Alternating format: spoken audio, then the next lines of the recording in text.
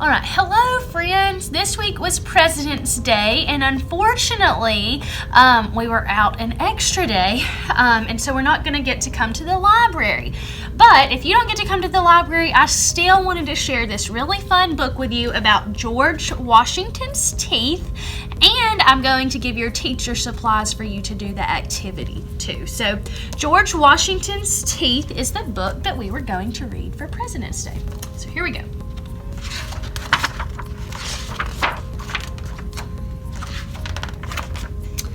All of his life, George Washington had problems with his teeth and worked hard to save them.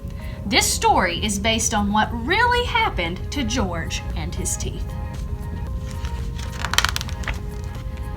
The Revolutionary War George hoped would soon be won, but another battle with his teeth had only just begun.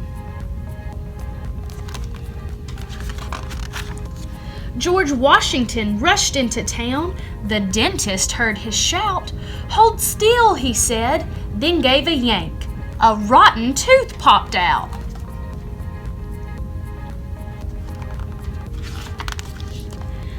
All that night, George tossed and moaned. Another tooth was sore, but at the dawn he saddled up and galloped off to war.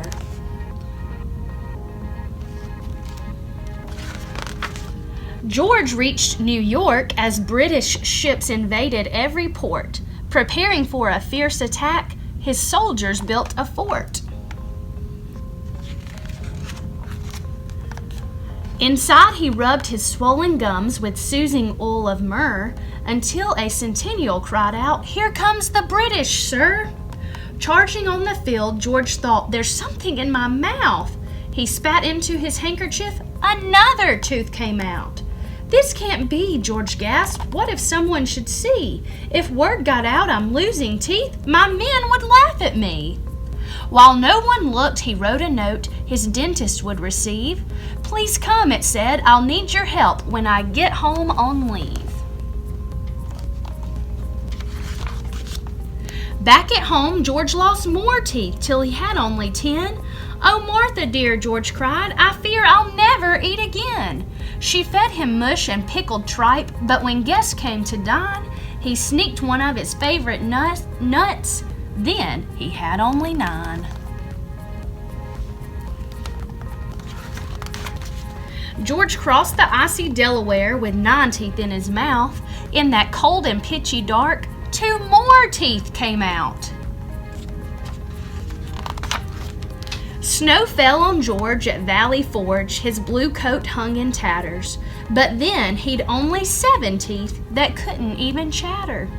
Yet bravely George led forth his men, coat and pigtail flying. While cannons boomed, he held his jaw and groaned, "I think I'm dying."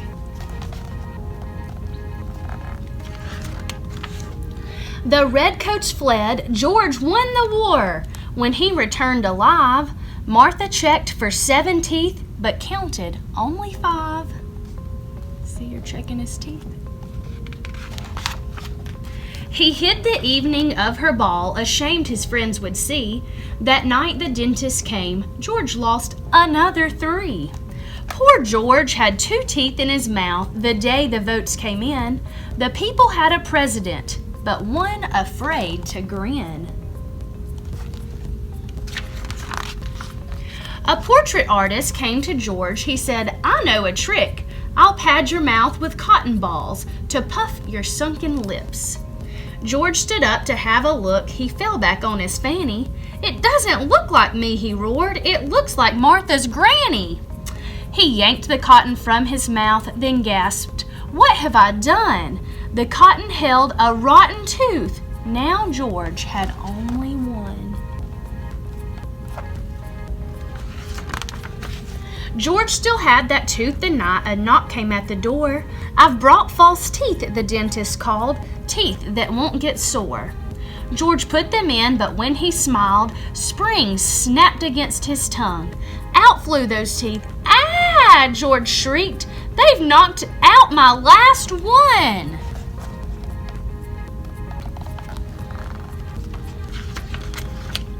"Oh no," George moaned, "I'm toothless."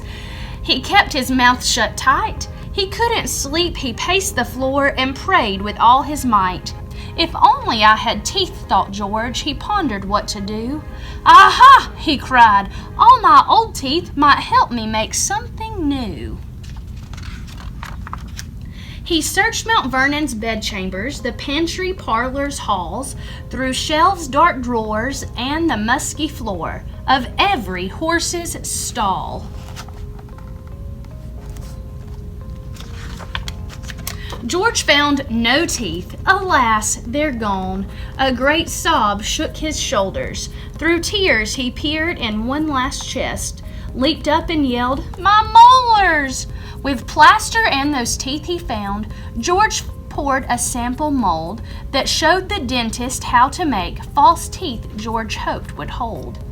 The dentist took strong hippo tusk and carved a set to size, each tooth secured with screws of gold. That lit up George's eyes.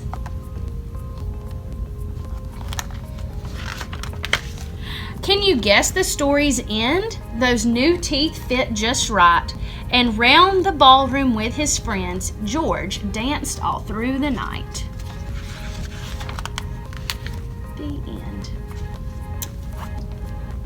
I hope you enjoyed that story about George Washington's teeth. And now for our activity.